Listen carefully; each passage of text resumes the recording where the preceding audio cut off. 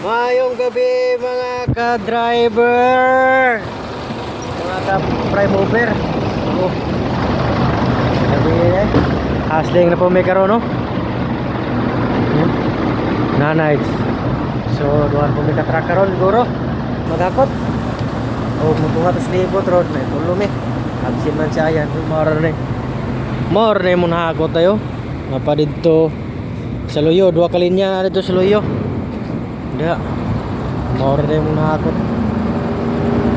Gabi eh, gahapon. More na yung munahakot. Kanin sila. So, pa dungguay ng baga barko na ron. May dikit na.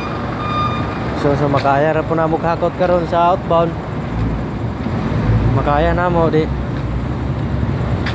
So murag hugba pa na magloading sila kay kamulo pa magdiskarga na niya.